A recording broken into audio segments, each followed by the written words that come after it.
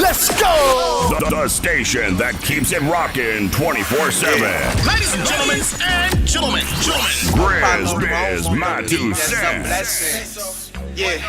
Waking these niggas up out their sleep, I feel like a drill sergeant. Now I gotta work hard to get bigger checks cause the bill's larger. I met this bitch in 2012, I ain't hit but I still want her. I always imagine what we could've been to this day and it still haunt me.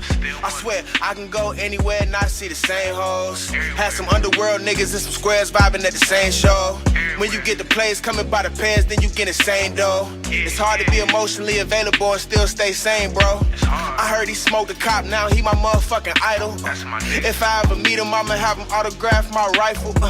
Her IG look like a candy store, I spent a couple G's in here. Went to see what the bitch was about, she a dork, ain't nothing to see here. We ain't eating Chick-fil-A, baby, we eating a sear filet. I got my mama living like Tina Lawson, I went big today. I hired a lawyer to make sure my lawyer wasn't on foul play. He Jewish, she keep the paperwork in the Cartier briefcase. We ain't eating Chick-fil-A, baby, we eating a sear filet. I got my mama living like Tina Lawson, I went big today. I hired a lawyer to make sure my lawyer wasn't on foul play. He Jewish, she keep the paperwork in the Cartier briefcase. Fuck, I look like signing a deal for less than $1 million. I'm from Ohio, I might as well sell hair around the Billy.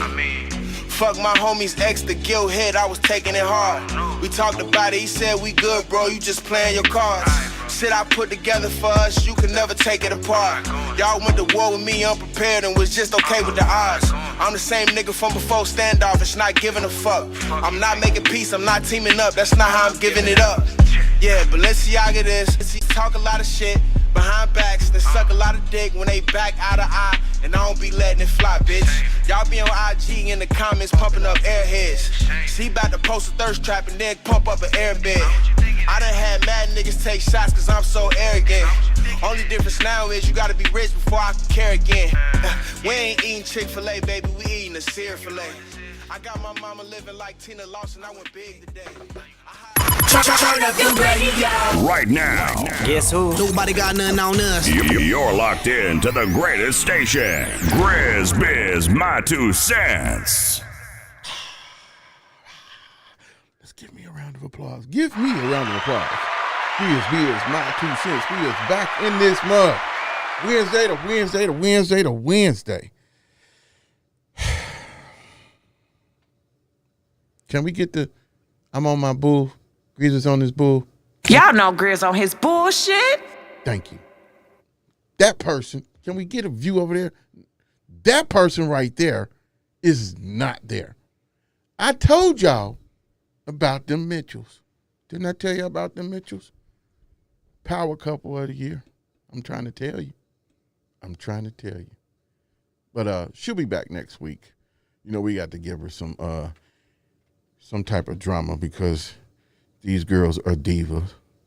And if you look up there, the other one's not here either. But she's on her way. We got to give it up. Let's give Tyann a round of applause. Because Tyann is on her money move. And we're going to give Ivy a round of applause too because her and Mr. Mitchell, like I said, the power couple, you know, they do what they do. Wish them safe travels back home. But we're going to go ahead and keep the party jumping, party moving, and do what we do, you know. Before I get started, I would like to run our commercials, if we can do that right quick. Our sponsors for the GRIZZBIZ My 2 Cents show. And if you want to be a sponsor, inbox me, you know. Hey, how you doing? It's the Bagman at the Bagman Store. Make sure you follow us at the Bagman Store on IG and check us out under Facebook under Bagman. And we also got a website under bagman.com. First and foremost, we do have the pound bags, as you can see. Nice big old pound bags. We carry the regular matte bags, the holographic bags. We even have the shake cutout bags. We also carry edible bags as well. But I bet you didn't know that we carry these pop tops, we carry these jars, and we carry the tin cans. We also got dude tubes, and a lot of people don't even know this. We carry the vape cartridges, so just in case you want to start your own vaping company or you want to have your presentation up to par, we do have these. We have boxes to go with them as well. So come on down to 3020 Colerain Avenue and cop you some packaging to build up your presentation today and watch your money grow so high. And if I didn't say it before, I'm going to say it again. We have free shipping if you're out of town and you need some products shipped to you. Get at us at 513-299-7550 if you have some more information that you need to get from me. All right? Enjoy your day. Build up your bankroll. And I'll see you later. Peace. Give it up for Bagman. You know what I'm talking about? Hey, Fatal Cincinnati, it's summertime, and that means more time outside for some fun in the sun. But you can't have fun in the sun with the same chipped, dirty outside surfaces like your driveway, deck, and patios. Have no fear. Arc Pressure Washing Service is here. Arc Pressure Washing Service is a small black-owned local company dedicated to all your pressure washing needs. Whether the back deck needs staining or your old bricks need brightening, now is the best time to contact Arc Pressure Washing Service. Call 513-405-5652 for a quote today and visit arcpws.com for more information. That's what's up. And we're making way for new sponsors, you know what I'm saying? We got some big things coming for our sponsors because we appreciate them supporting us. But let's get on with the show today, y'all. Now, you know, we don't do flowers, $1 million worth of game. We give them guys their props, but we give props over here. And I like to give props to people in my city that have been putting it down for a long time. You know, in the black community, they think that once you get old, it's a wrap. And that ain't the case. You can look at all the entertainers and everything, you know, they scrambling to try and make themselves relevant. Whereas you go to a Rolling Stone concert or something like that, and Mick Jagger's lips about to fall off. They still going to see that mug, man. Big as this, thin as this pole right here, but they still going to see that mug. You know what I'm saying? So I like to do the same here, man, for our peoples here, man. And today's guest, oh man, his words. I just, you know what I'm saying? I'm at a loss of words, man, because for real, he came up in the music era down here, man, and got some accolades and done some things, and for real had one of the hottest cuts out, man. And it seemed like this stuff can still go right now, man.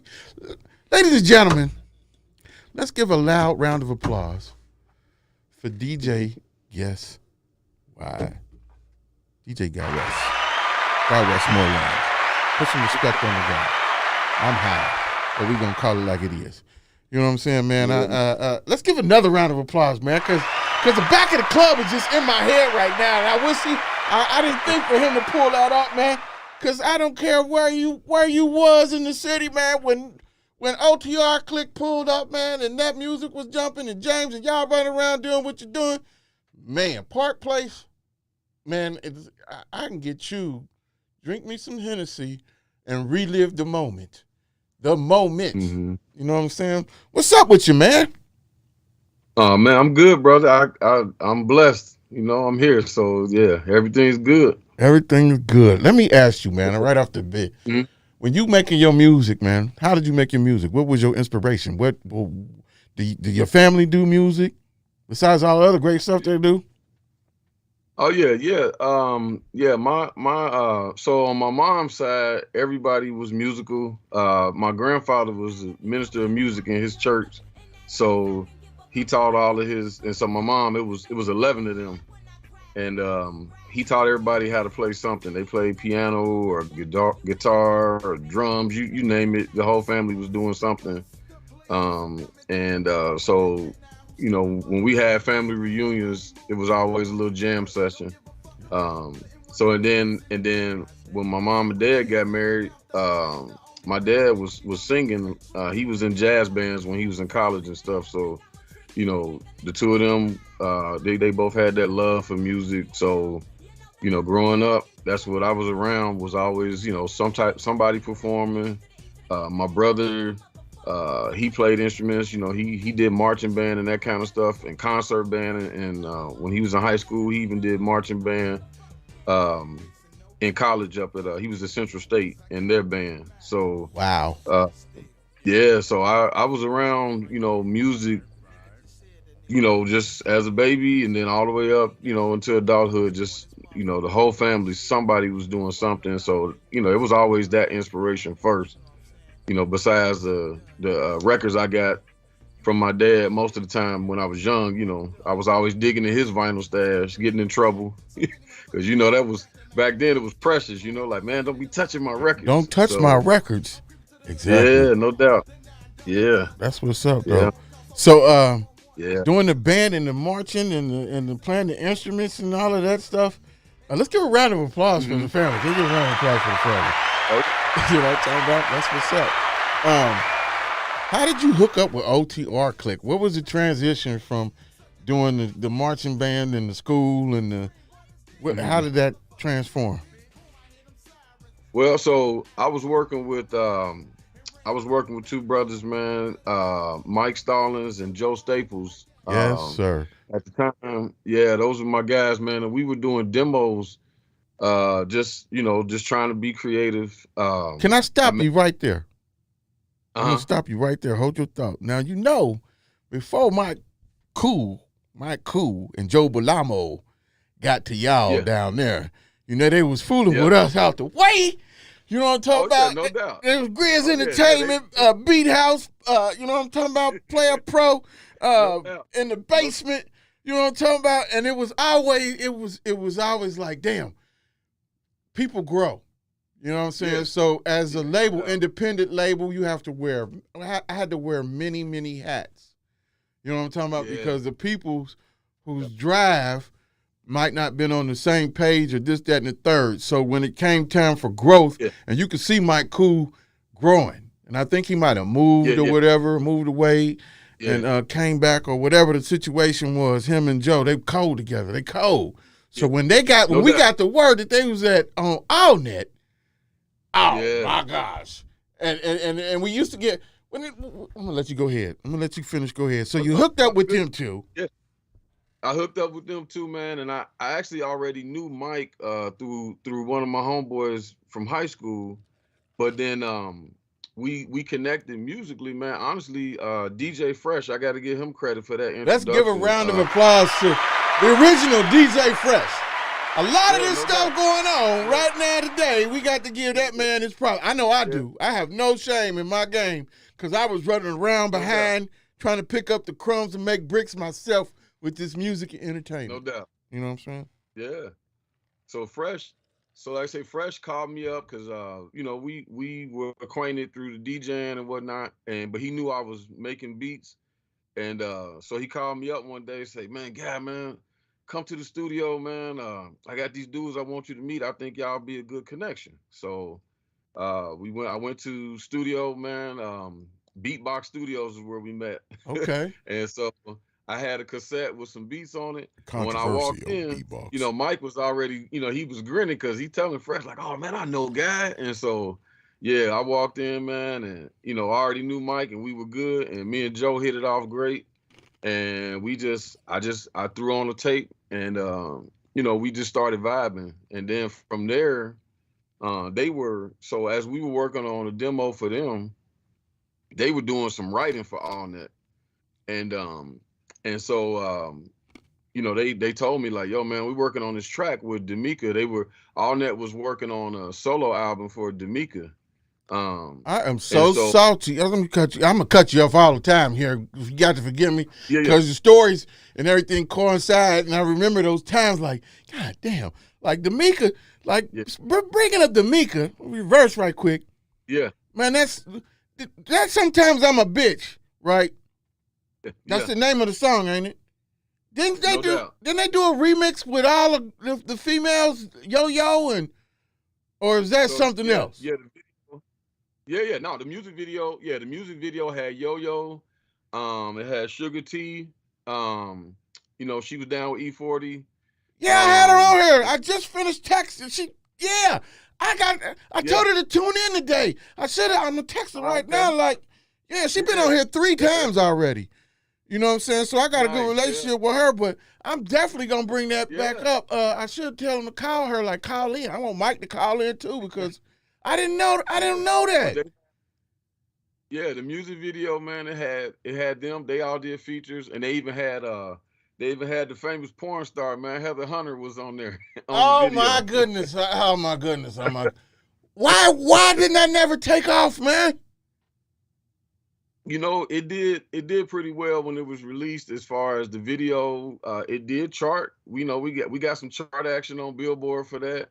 And I gotta make sure I mention my brother Eric Bobo, man, Ebo Funk. Yeah, Eric Bobo. Yeah, Eric and I produced that song, man. Eric, multi-instrumentalist, super talented musician, man. Eric would, a lot of times when we did stuff, man, Eric would have a groove in his head, and you know, he'll hum it, then he'll grab his bass, man, and start playing, and we just vibe and just build stuff together. And what you hear, man, add this, add that. So that's kind of how we vibed on a lot of the stuff we did. And so and then, you know, so that my introduction to AllNet though really was through working with at that time Mike and Joe were calling themselves MVP, and then later the name became KompoZur when they got their own deal with AllNet. But they were, like I said, they were writing, and so I did a couple songs on D'Amica's solo. Eric, now I know there might be some confusion, like by Back in the Club, we did a remix of that song. The original I think was done by John Beto from like Rap A Lot.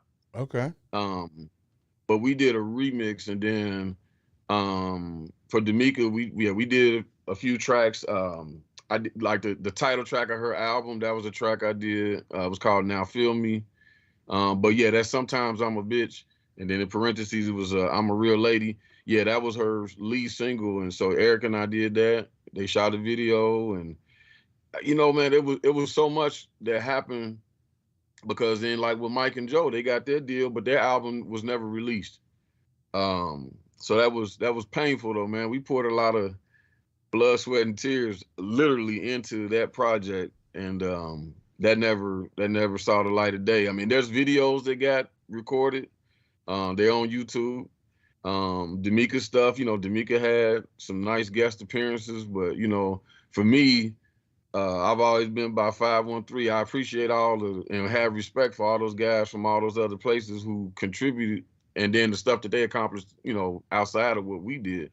But it was still like the connection of people here, man, trying to do stuff. You know, we were really trying to knock some doors down, you know, just like everybody else was during that era. You know, a lot of people putting in work. And we didn't, and you know, without not having the internet like we do now, you know, sometimes we didn't necessarily know about another crew doing something. Exactly. That's what I said. Like, you know, the stories you telling, like they connecting the dots, like, well, damn. You know what I'm saying? Like that's real talk. The internet wasn't no part of the play back then. At all. That's true. That's true. At all. So there's no way for y'all to get any of that money at all. Y'all don't want to re-record this shit? Yeah. Do you got who owns the masters?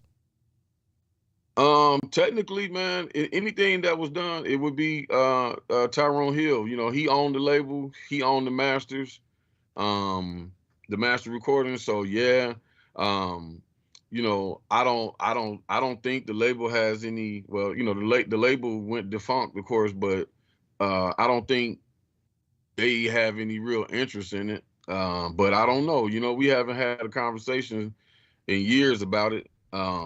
Well, and I just, you know, today, I mean, besides me when I talk to the artists, you know, but yeah, Mike label, yeah. You need to go ahead and handle y'all business. And hey, Tyrone, yeah, right. Tyrone, if you watching this, we gonna get this out here to Tyrone. You know what I'm talking about? Yeah. Anybody is peoples, guys peoples, Mike Cool's people, Joe Belamo people. This is 513. Hey man, get them boys their masters back and let them do what they do. Yeah. You know what I'm talking about? you let a gold mine just go to waste. It ain't really the waste. Yeah, man. But yeah, we're going to send him this message out here. You know what I'm talking about? See if we can't touch him, bro.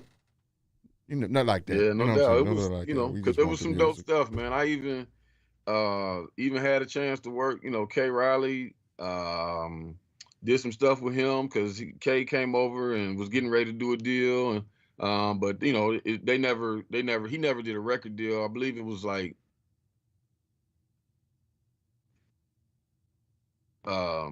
but that was towards the time period when, man, AllNet actually was, I think a lot of people didn't know, they picked up and moved to Atlanta. And so they were leaving the city, and there were a few other acts that they had from outside the city. There was a group called South Camp. Some guys from Douglas, Georgia, man, real cool dudes, man. It was a 3-man rap group, and them cats, man, they were super cool. They had nice flow, nice style, and unfortunately their project didn't get to see the light of day. I don't know if you know Drama, Miss Drama. Mm-hmm. Drama, she was nice. I think Drama moved to the West Coast, I believe. I haven't seen her in a long time, but yeah, she did some stuff with her. So, he dropped the ball completely, man. Somebody paid that nigga off. Somebody paid him to continue to curse, because he had the whole, man, he would have had the whole goddamn city riding with him, bruh. Picking up people like that and everything and making good music. I'm talking good music. You know what I'm talking about? I'm pissed. I'm pissed all over for you. Yeah, I feel you, bro. Cause look, on that KompoZur album, you had, I did a lot of stuff. Eric did stuff. If you know Z Hadley, King Z, yeah. Z did some stuff. High Tech did a track on there. Wow. There was so the 513 was represented strong, and it was the label went and got now there was a real cool brother, man, from Texas, John Catalan. He goes by Big Swift. Big Swift did some tracks, and his stuff was nice, man. He got a chance to hang out with him in the studio a few times, man. Real cool guy.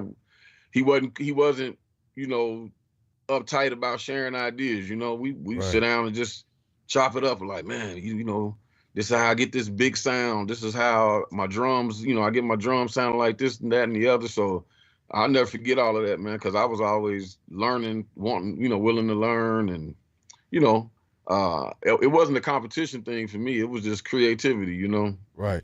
So yeah. And so, that was some good times, though. Yeah, it was good. I want to ask, though, being a part of the label, did you see anything? Did any flags come up before? Like, was you fully staffed? Was it just him trying to do everything with his cheese and be the controller? Was that part of the issue? I want to ask him that. I know we can't speak for what was going on with that man, but in his business, but as a business structure. Yeah. Well, the structure, you know what? There was structure there, but obviously some people were new to it all, but you had people who had experience, but sometimes, folks with the experience got overshadowed by the fact that they couldn't write the checks, and so ultimately, if it's me and I got the experience, that doesn't necessarily mean I got the power to pull the trigger on something. I still gotta go to the money man and say, listen, this is what we need to be doing. This is what needs to happen. That is funny. You know what's funny about that? Because it was with Soca Wet Records, right? And Coleon, that's my homeboy. And the bread was there for us to go ahead and pull the trigger.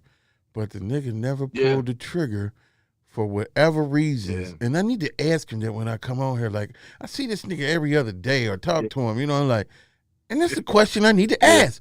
Hey, man, why didn't you pull a goddamn trigger when it was time to pull the trigger? Is it because you were scared of people's review of the music, or what was just, I want to add, and we got to get Mr. Hill on here, let him speak for himself too, because I don't see if he won't keep it 100, 1,000. You know what I'm talking about? But I feel you. I definitely want him. You know what, man? Yeah. Now, I was just gonna say the lesson I learned from it though is, or the lesson I would share with people is, because one of the battles I was always fighting, and anybody that was around to witness it firsthand could tell you this. I was always fighting about us being represented, us being Cincinnati.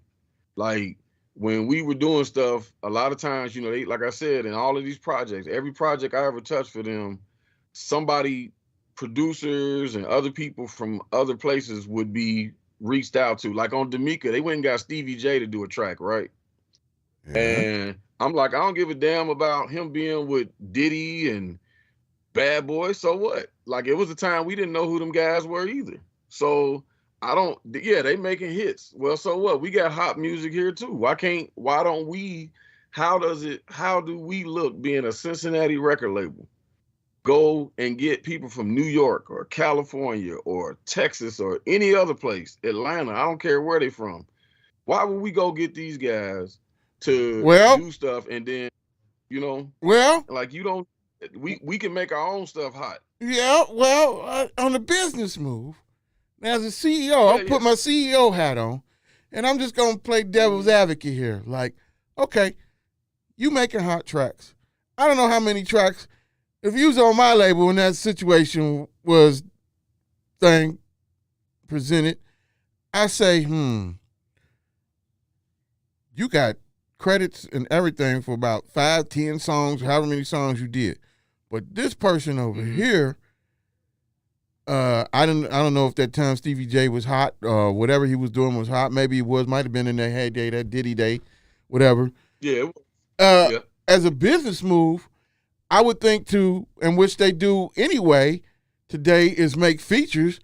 If you want to get hot, what you do? You put Drake on the track. Everybody and their mama had a Drake or Chris Brown or whatever. Right. They networked and did that. Okay, well, he making noise, so this single is gonna be hot, and that's what's gonna pull us on up. No Despite doubt. The fact that Guy West over here is doing his thing. You know what I'm saying? Despite that, but this is going, and I contribute that to, like you said, we all was coming up doing our thing, and if Fresh is down here with No Limit and throwing parties and this, that, and the third, and shaking this, that, and the third, well, I got K. Riley CDs, I got Grizz Entertainment or Soaking Wet CDs, and ain't nobody tripping on nothing. So I'm gonna go ahead and ride they wave with them and boost them. Help boost what they got going, along with bringing my own self up, crumbs to bricks. Yeah, no doubt. And the strategy definitely works. We've seen it work. But the problem is that, you know, sometimes somebody can give you a playbook, but you might not be able to read it or translate it. You know, and so they go. Let's give a round of applause for the coach. The coach is coming out. Let's give a round for the football coach. He switched gears on us, ladies and gentlemen. He said, Grizz, let me put it in this way. Go ahead, my bad. I just peeped the coach in you. Right.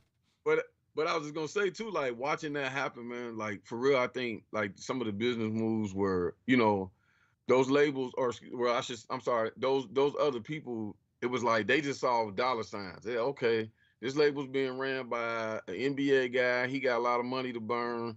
So we just gonna give you like Gotcha. Bad Boy didn't care. They didn't care. It was just like, all right, here's how much a track is gonna cost you. So every time they did something like that, guess what? When they shot a video on KompoZur, for example, they played a version that was done by Butter, who was supposed to be hot out of the West Coast, and Butter had some good stuff. Did a lot of stuff with Ice Cube, for example, and QD3. You had people like that, right? Right. So they played this stuff for a young Hype Williams. They went to get Hype Williams. Again, like you say, business moves. Let's get these hot people to do these things to try to help catapult these artists into stardom. And then, you know, everything else will follow. They get hooked. So they went and got Hype Williams. Well, Hype Williams really wasn't trying to do nothing for this unknown record label out of Cincinnati, right? And, of course, that price tag was higher. So Hype said, I got an intern go by the name of Lil X, who ended up blowing up. Lil X's first video was a song called "Take Your Time" by KompoZur. What? Let's give a round of applause for that, because you're right. Lil X did blow up, and I did not know he was a protege of a Hype. Yeah, that's right. And so when they played the song, there was two versions of that song. A version we did and a version another producer did who's supposed to be hot. Lil X heard that, and why would you go spend that kind of money on this high-end producer who's got a reputation because he's part of a collective of producers who is hot right now, and then you're not gonna use that as a single, and more than likely, because man, I mean, sometimes these guys just throw you stuff because hey, you gonna pay for it, I'll give it to you. Now it's different, like you say, well, I'll go get Drake to do a feature. Let me get Future to feature, or let me get J. Cole to do a verse. Andre 3000, when 3 Stacks felt like doing it, he would do it. Right. And you're gonna pay them guys, but they're gonna give you their best.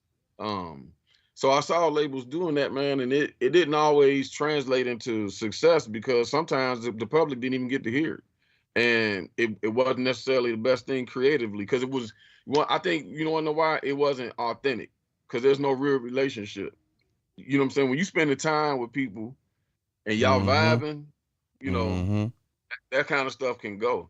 It's a little less now. That's not as true these days because the music is so generic. So because we all know now these features. A lot of these times, these folks, your phone is ringing. Pick up your phone. Hold on, man. We got a caller. Well, let's see who this is. GRIZZBIZMY2SENSE. Who's calling? Caller. That's what I'm talking about, man. Yo. Say yo again. Say yo again. Yo. That's my cool. Yeah. No doubt. That's my cool right there. Ladies and gentlemen, let's give a round of applause to Mike Cool, one half of the group KompoZur with Joe Bellomo. We're going to have them on the show probably next week or the week after, but this is a cool interview. Man, what's going on? What's going on? Listen. I've been sitting back listening, and Guy ain't telling no lies. Word up. I love hearing his side. But when I get on there, I'm gonna give you the Bobby Brown version. You're gonna give me the Bobby Brown version. He giving me the cleaned up version, isn't he? Yeah. That's that proper training. See, he knows how to balance. He knows how to balance his ghetto side. All that good home training that good stock he comes from. He know how to separate the BS from the what's in I understand. Yeah. I get it. He hit me with the coaching. Right. Yeah, I'm gonna tell you about the time when me and Joe said, "Fuck that, we ain't getting on no plane. We ain't getting on no bus." Well, go ahead. Let's hear it. What happened? You know what I mean? Nah, that's for another time, man. My God, you can't call in the show with Juicy T and not say no T. You know what? Nah, you know what? You know what? I was sitting here thinking about. What's that? I'm gonna tell you what I was over here thinking about. When I was in like 9th grade, I was a part of a group called Criminal Set. Me, Markeith, Rodney Prater, Stacy, Rodney McDowell, Lando, all of us. That's what I was just telling. My man Grizz was like the first manager I had in my life, bro. Let's give me a round of applause. You know why? Because I can say a verse, I can spit a verse. We got a little music in the family too, but I sat back and being older than everybody, I was like, shit, I ain't gonna be out here trying to rap. Somebody need to try and do something. So I did what I could. You know what I'm saying? I did what I could. And I appreciate you sticking with me. Guy ain't saying no names. I'm gonna say this and then I'm gonna get off this phone. What's that? Okay? Mm-hmm. I'm going to say this and I'm going to hang up. Oh, here we go. When we met, when Fresh introduced us to Guy, I had already knew Guy, but didn't know we was going to connect like that. Mm-hmm. When Guy started giving me and Joe beats, and we started doing them, man, that shit was like putting fish in some hot grease, man.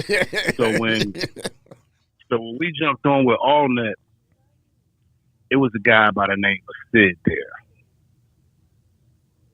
Now, I don't know if y'all know Sid, but regardless what you think about Sid gets shit popping.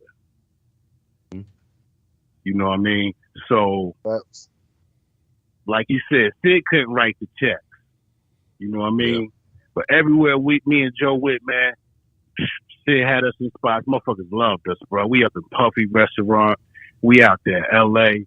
My nigga, we made everybody feel like some players. You know how we do in Cincinnati, man. Exactly. Okay, well, don't tell you no more. The ugly ass nigga with the bread, though. He's stupid. He fucked it up. He fucked up the playbook. Okay, we gonna say this conversation like you said. We gonna leave it on that. Yeah. So hang up the damn phone, and we gonna get y'all on here. You and Joe Belomo, next week KompoZur. You heard it first. We gonna get y'all both on here at the same time, and we gonna start the interview off with that ugly ass nigga with the paper messed it up. We'll leave it at that. Hang up. Yeah, I'll talk man. to you next week. He should have just wrote the checks, man. Sit back. Okay, all right. Sit back and write the check. All right. We gonna save Shut all up that. and dribble, nigga. Yeah, I got you. We gonna next week. Oh man. Hang up before he say something else crazy. Yeah, round of applause for Mike Stallings. Woo-wee. Yeah, so we got some. I've been waiting to get on there, but woo-wee. Yeah, no doubt. But so after all this folded and so forth, and it's doing what it's doing, and let me ask you, what's your take on the climate of the music today? Around nationally and locally. I hate saying locally. Yeah. I hate saying that. Oh no, I feel you. But you know, it's the independent thing is good though.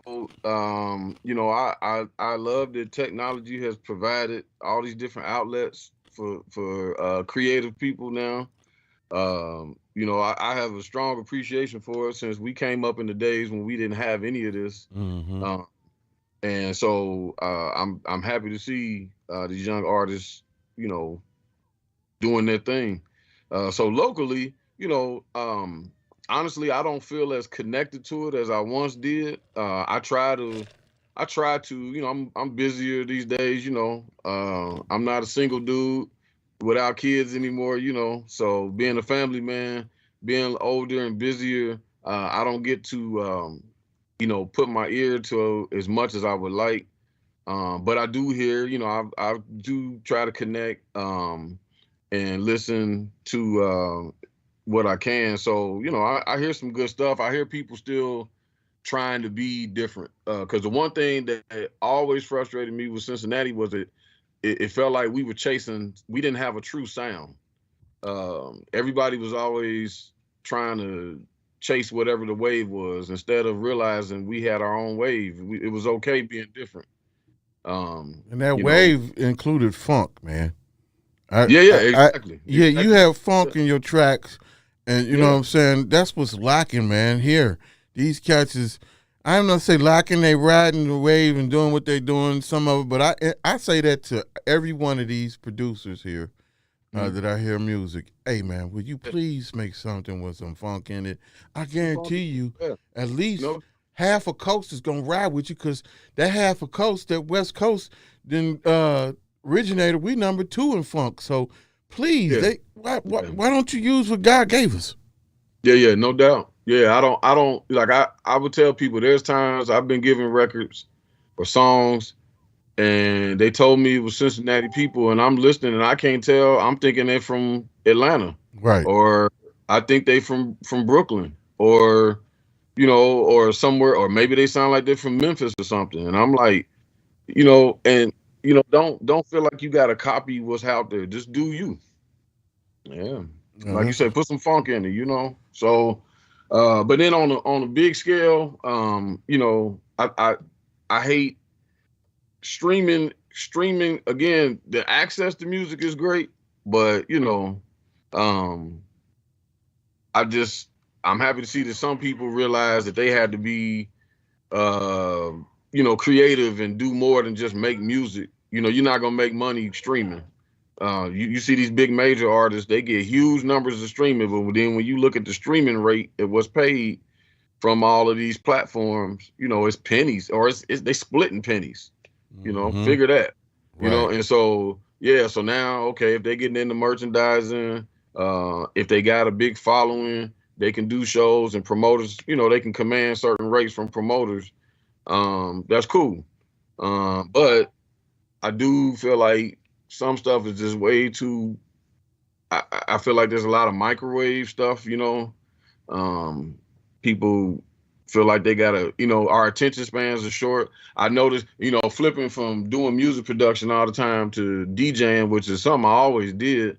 I see how much now, like songs, when I download some of this new music, the song is literally like less than 2 minutes. Ain't that crazy? Yeah, man. Ain't that crazy? We used to 3-4 minute songs and carrying on. Yeah, no doubt. 3.5. You know? Yeah, and then as a DJ, when I'm DJing, depending on the setting or the format, if I let that song get to the third verse, if there is a third verse, people are bothered by that. You know, right, now if it's a 90s throwback set, you know, or 80s or anything old school, maybe people gonna vibe with you depending on the song, because you know certain songs from those eras, you know, they had that part that didn't come till towards the end that everybody wanted to hear. Right. So you can get away with that with some of that stuff, but nah, we got TikTok attention spans now. You know, 30 seconds, 45 seconds. Hey, I don't even really cut you off, but the producers here, man, we just had this conversation, man. That's all he and the young guy, and that's all he just so he know I'm the only one he be talking to, because everybody else be doing something else. And again, we wearing the hat, so we have to do all of this stuff. But that's what he was saying, man. The attention span. So was Bruno. DJ Bruno was saying the same thing. Keith was saying the same thing, man. Like, everything's on the goddamn phone. Yep. And the attention span is like that. Because No I some of them reels I be making and TikToks, I be like, hey, man, I want the song to play more. But that ain't how it go, man. That's not how it is. Yeah. So, you know, that's so, you know, when I you know, fortunately though, I can always go back and listen to the old school stuff that made me feel good, and you know, I just, you know, I chill with that. I'm on. I can flip hats. You know, when it's time for me to DJ, you know, I get in that mode and try to you know, entertain as much of the crowd as possible. Right. You know, but yeah, from a creative standpoint, though, it's like ain't there. Real little generic and a little flat, you know, with some of this stuff. It's because, you know, the song is out for 2 months. Yeah, that's old, bro. That's old, is what they say. And I'm like, and working with young people all the time, you know, I really get to hear it firsthand from them. So, right, that would make me think that you be real in tune and be able to fit into the pocket with this stuff.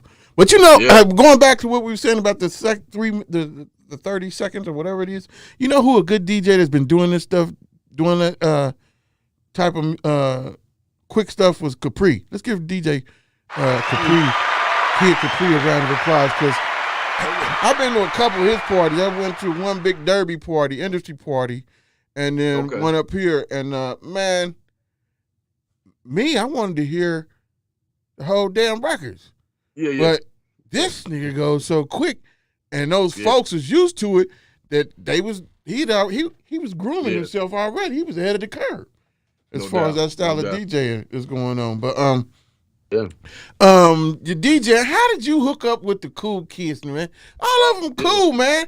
But y'all got one knucklehead, and I'm gonna call him a knucklehead every time, because he's Mr. Asshole too. He made the list of the assholes in Cincinnati. So, and he really embraces being an asshole. So I know after he sees this, he's going to grill me and troll me tomorrow. But how did you hook up with the cool kids? Seriously, good group of guys, man. Positive. Oh yeah, innovative. Yeah, great group of guys, man. Those are good brothers, man, and they're my brothers. But we hooked up because now DJ Stank and I were in high school together, so we were already familiar with each other. And then Vader and Turan, we were, you know, acquainted through different places. And you know, like Vader, for example, you know, he was out here getting it in, man, doing it. And so, you know, whenever I wasn't spinning, I would pop up at events that he was involved in, or maybe it was just, routine night for him, like when he was doing a lot of happy hour with Lando and other places. And so we all just had a mutual respect. And then I met Mike Drop at we had it was like we tried to, when I say we, a lot of Cincinnati DJs tried to form a coalition. And so the first time I met him was at one of those meetings. But me, as far as me joining into the Cool Kids, at the time I joined, I was spending every Saturday night out at Roxy's Live, which is now Code 51. But I was doing Saturday nights out there, and the Cool Kids were doing their thing, and they had been popping for a couple years at this point. And but I was able to attend a lot of their parties, but not always, because I was always spending myself at the same time. And so Vader hollered at me and said, "Hey, bro, listen, we want to bring a t-shirt party here, and like next month, how about you open up for us?" He's like, so because of course they were coming on the same night that I would normally be there. Right. So he said, "Why don't you open up for us?" And and then of course party with us. So I said, "All right, cool." So we set that up, and we had a great night. And at the end of the night, he was like, "Bro, so this mean you a cool kid from here on out?" And I was like, "Huh?" He was like, "Yeah, bro, join the crew, man. I ain't taking no for an answer. You part of the crew, man. You're a good brother. We done had our eye on you. We like what you do." And give a round of applause for positivity, positive vibes. You know what I'm talking about? That's what's up. That was 6 years ago, man, and here we are. This is year 10 for us. Celebrating 10 years of t-shirt parties. I know Mike Drop let you know about, folks. We often imitate it all the time. I look and like I was saying earlier, I mean to him when he was on here about that, I don't think it'd have been a problem if people give proper homage. And I told him, like, when me and Lino was doing $2 Tuesdays at Memories, I incorporated the originals, Slick Rick and all of them over there, celebrities. When they at capacity, we had capacity too. And it got to be so thick out there, man. We was charging $100 no wait line too. Uncle Drew couldn't even believe it, man. He came out there. We charging the park in the front and the back and the side. You know what I'm saying? So yeah, boy. Yeah, man. I get it, man. So for and so for me, all of that stuff, all of this though, for me, I just try to have fun. I enjoy seeing people having a good time. I love music. So you put those things together, hey, that's what it's about for me. The other stuff I don't get into, I want to see everybody win. Yeah, when you up here, you ain't paying no attention to nobody else unless they picking up on your positive vibe and want to be a part of your positivity. You know what I'm saying? That's what that's about. So that's what's up. So what y'all got coming up next as far as t-shirt party?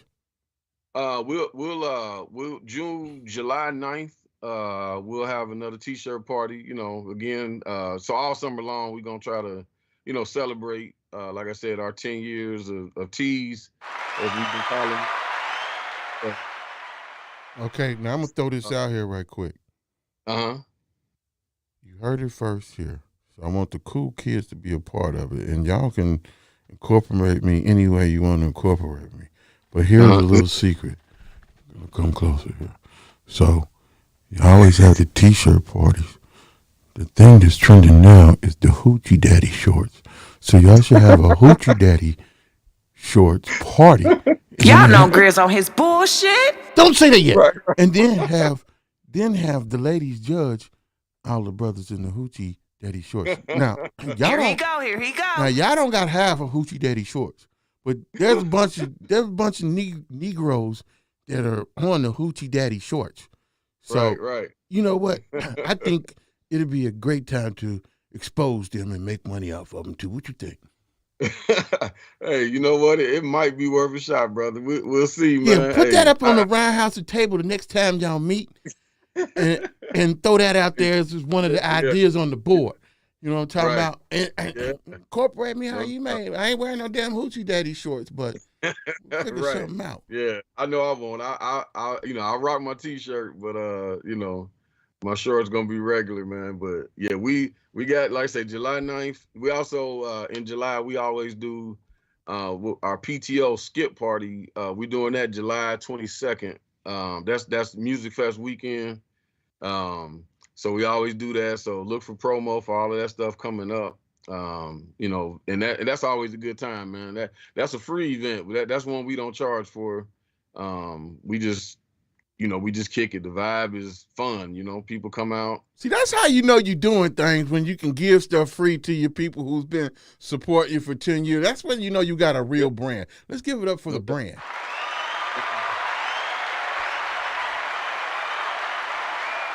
That's what's up. So that's what's up. But I'm gonna switch gears on you right quick though, man. Now coming up, and I'm gonna talk about your family and talk about your pops coming up in the household. What was that like, man, as far as your father and family being as far as civil rights and for the people, man? Yeah. It was I didn't always realize, like when I was really young, it was just second nature, because that was the conversation all the time around the house, between my dad and my grandfather. I was always, and then, whoever, Pops had coming over, they were always having meetings and strategizing, and trying to figure out how they was going to deal with the man, as they would say. And so for me, man, I mean, then as I got older, forming friendships with some of my guys I came up with, they would always say, like, man, I like coming to your house, man. Your pop's always teaching us something, and he real open to everybody, man. Some of my homies didn't have their dad in the house, and they were just like, bro, like, I like coming over here because your pops feel like, he treat me like he treats you, and and I'm like, cool, that's what's up, that's how he is. And moms is gonna be like that. You know how that is. Did you eat, baby? I just cooked dinner. Come on, sit down, wash your hands, sit down and eat. And Pops was gonna give them some wisdom and some game before we went to go do whatever. Whether we go on to ride bikes, shoot hoop, just go hang out. You couldn't, you could not listen to something he had to share. And he set high standards. School, I mean, it was just, you had to get an effort, man. You couldn't come in there with nothing less than a B, did you? You and your brother, did you? Man, yeah, it was gonna be a problem. But you know what? It was also just straight up effort, like you couldn't, like I couldn't just tell him I did my homework. He'd be like, all right, let me see it. And then he gonna go over it, I need to see this before you do anything else. And then, if I tried to cut corners, he could pick up on that. And then it was gonna be a problem, and then just about every school I went to, every school I went to, there was somebody there that knew my parents personally, that they went to college together or they grew up together, or so I always had that sense of community, somebody watching out, not getting me in trouble, just really taking care of me, So. But it was a lot of pride there, man. I appreciate it. I wouldn't trade any of those experiences, man, for anything. I'm really thankful to have had my dad, and for him to be the kind of man he was. Man. Much as I miss him, I'm thankful though for what I had. Right, and he's got a lot of people respect your dad, man. His name rings bells throughout this city, man. Well respected. Yeah. Give him his due respect, Mr. Carl B. Westmoreland. What is the Memorial Fellowship? Can we bring that up? We bring that up. Sure. Let me the producer bring it up. It's in the room. The Fellowship Foundation. Can you tell us about that? Yeah. So that was the organization is called Table, and Tables. The part of the idea behind Table was just basically, instead of asking for a seat at the table, in the community, they said, well, we're gonna create our own table. And part of what they're trying to do is empower young African American professionals to be the next set of leaders here in the city. You know, and so what they came up with was a fellowship. And the fellowship, the idea behind the fellowship is to provide resources, financial, you know, support and training and networks to connect these young people to, you know, do whether it's they have a business, they have a program or some idea that's serving the community, you know, to give them that support. Because one of the things that we've always talked about is how sometimes the knowledge dies. You know, like somebody like my dad passes away, that's it. You know, we have so many giants in our city, right, that come before us. But sometimes when they pass on, you know, they've been spearheading this organization for 50 years, and you know, then they you know, God calls them home, and then it's done. We got to reinvent the wheel when it should be able to.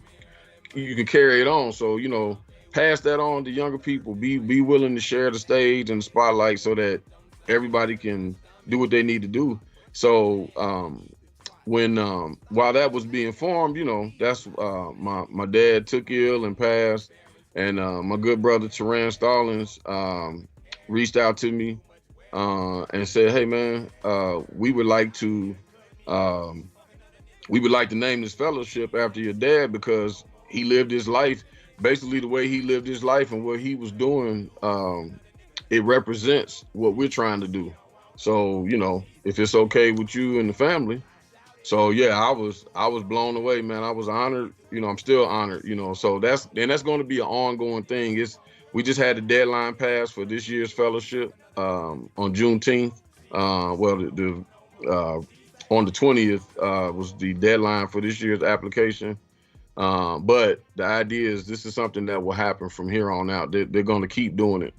And it's not just a one-time thing that we just throw out there and forget about it, or just be thrown out there and you don't see, you know how sometimes you see stuff pumped, but then you don't see evidence of what happened with it. Now, this won't be that.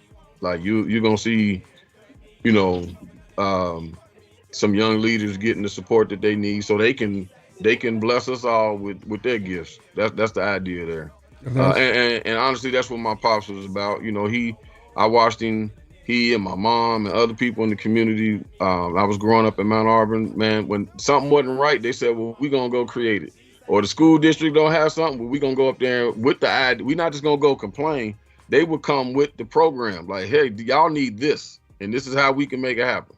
We're going to help you help us. And then, you know, so that's what this is about. Man, that is an awesome thing. And we at GRIZZBIZMY2SENSE, we're going to help keep it going, just like with Tyron's dad program.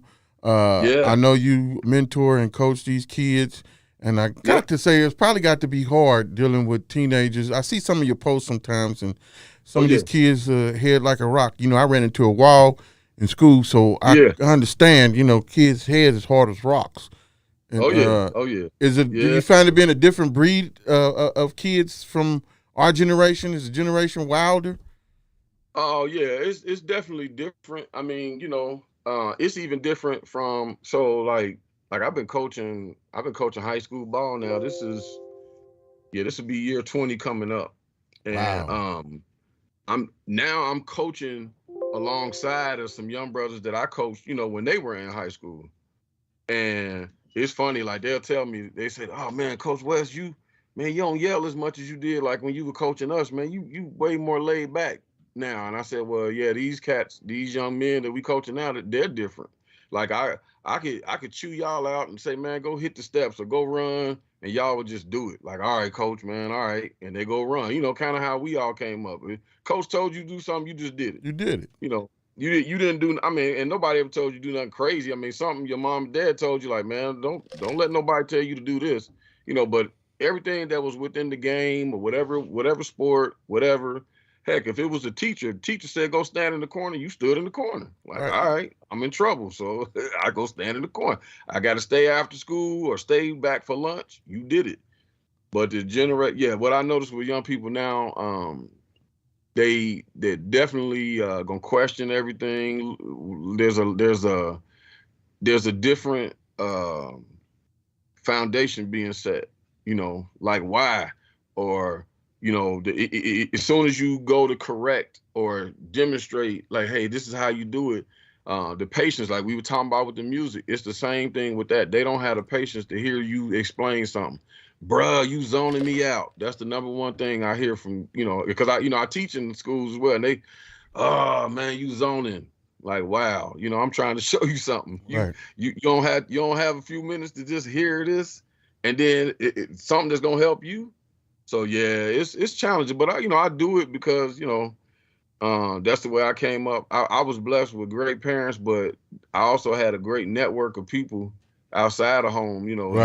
My coaches, my teachers, people in the community. I couldn't ride down any street in Mount Auburn and somebody didn't know my mom and dad. You know what that's called, don't you? Not only that, they was going. If I was like, it was a time when I was too young. My mom said, "You can't ride your bike in the street. You gotta stay on the sidewalk." Right. So as soon as I got around the corner, man, I'm in the street. Right. I'm popping wheelies and stuff.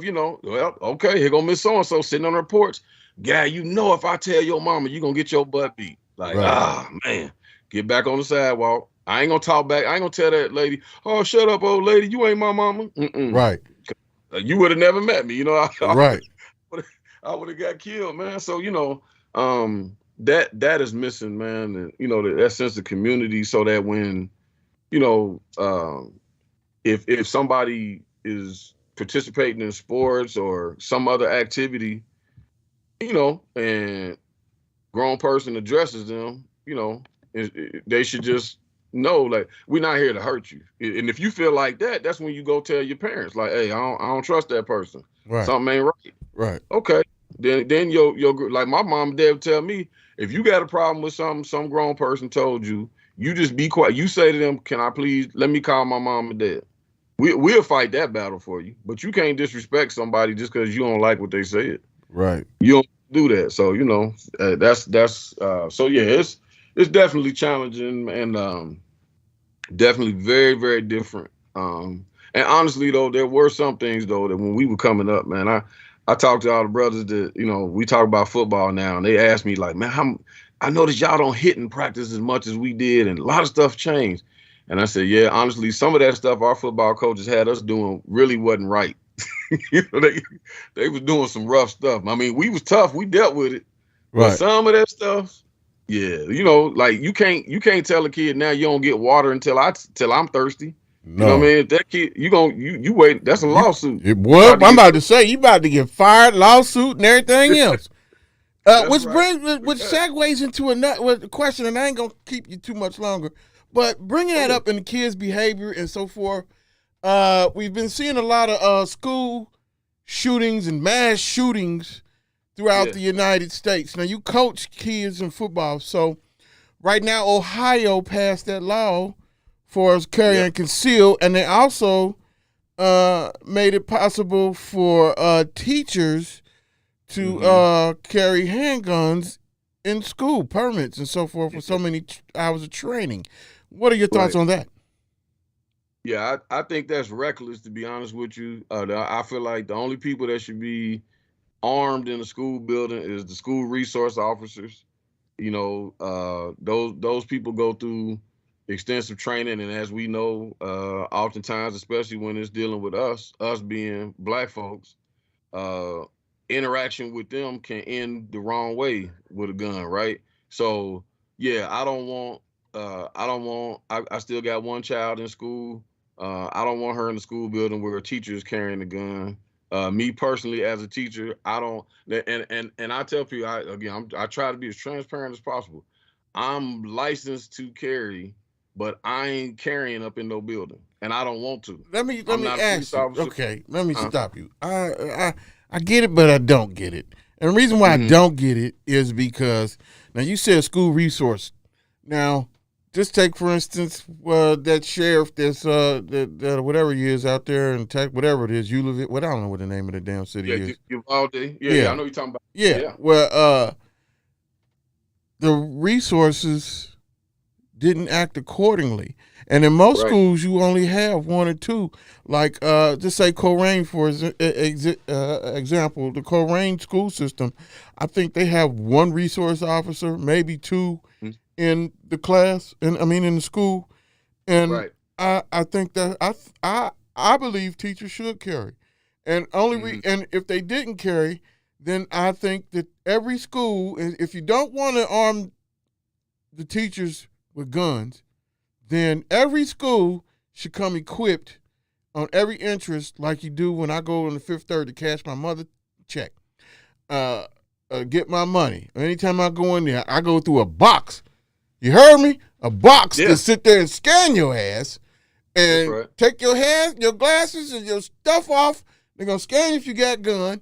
And then it's a green light to say you go to the next door. And then you get in. Now, if they got that on all the schools, that would alleviate those shooters, those people that want to target the schools. Yeah. But since that's not going to be an issue, I understand, too, because now, but I'd rather a teacher have a gun and protect, and it's not your responsibility. I understand you want to get home, too. So with that being said, I see both ends of the coin, but what do you do? Well, I'll tell you, I've seen, it on a couple ends. I mean, when I first started teaching, I taught out in Lakota at Lakota West, and then I worked in Cincinnati. That's where you gonna get the shootings at. Well, right, yeah, because the thing is that they're not walking through metal detectors the same way. So like now, teaching in Cincinnati Public, and I've worked in Cincinnati Public in different capacity before I started teaching. All of those buildings, you got metal detectors when you're walking in. In the suburbs, usually you don't. So, and typically when we're seeing these shootings, it's happening in the schools that don't have that layer. And so even though we've got metal detectors in our inner city schools, we could do more. Because you still are short staffed. Like you said, you got one officer maybe. And I don't want to, I don't want school to feel like jail to the kids. I don't want them to feel like they got to have this heavy police presence all the time. But on conspiracy theory, we're going to stop you right now. But schools are set up like jails for real. Well, in a lot of cases they do. Yeah. I hear you. But anyway, go ahead. We just do that. Yeah. No, I'm with you. But yeah, man. But as far as the safety issue, I mean, yeah, you can't come to a athletic event or just a regular school day usually without being scanned by a metal detector before you come. And the doors, you have to be buzzed in and all of that. And so I think that helps slow down or deter people who might decide, okay, I want to go over here and I want to cause some mayhem, So I think all of the schools should be set up that way. It shouldn't just be, like, for example, with coaching, I see this happen to us too. When they think or they know of neighborhood beef with our schools in the city, they change and make us play football games in the middle of the daytime on a Saturday because they know, well, they'll get a smaller crowd, a different crowd, a little less drama, right? Right. But so we jump through all these hoops with our kids being black kids to try to minimize drama. But I've seen it at other places. I've coached at 6 different high schools, inner city and suburbs, and when I coached at Indian Hill, for example, Indian Hill in Wyoming, it was always bad blood. It was always a moment where there was getting ready to be some punches thrown. Not that it broke out like that. I don't want to misrepresent, but I'm standing there on the field. I know the things I heard being said back and forth. Was it racist? Stuff from Indian Hill? When I coached Lakota West, I know how many times I had to grab kids. When we get ready to play Cold Rain at Lakota West, oh man, it's on the floor. So it's not just the N-word flies regularly. Oh, everything, you name it, everything flying. And so people sometimes if you're not there firsthand or have somebody there to tell you the real, like I joke about this with the fellas I coach with. When I coached at some of them schools, let's say the head coach didn't like something the ref, a penalty that was called or that hadn't been called. Man, they would work them refs. Man, they talk about the ref's mama, the ref's wife. They cussing, they going off. But you come in the inner city and let one of our inner city head coaches be like, man, come on, you gonna call holding? Coach, you got one more time to talk to me. I'm gonna have to throw a unsportsmanlike. Like he didn't cuss at him or nothing. He just said, hey, number 75 holding over there. Can I get a holding call? Or if it's basketball, hey, that's a foul, ref. Watch yourself, coach. You know, it's like, man, it's different energy though when y'all out there in the suburbs and them guys out there, you know, they making personal attacks when y'all don't make a call. So it's different everywhere, man. But I just you know, I want our kids to be safe in school, out of school, and in the neighborhood. I don't know what the full solution is because there's so many factors, you know. So it's tough, man. It really is, and it's just you know, I'm hoping this coming school year we'll see less of that, or really ideally none of it when it comes to people getting killed, and then you know, hopefully kids can just get what they need, and we can help them, you know, become productive adults and be happy in life instead of, you know, making it be you know, drama, you know, and stressful. That's what's up.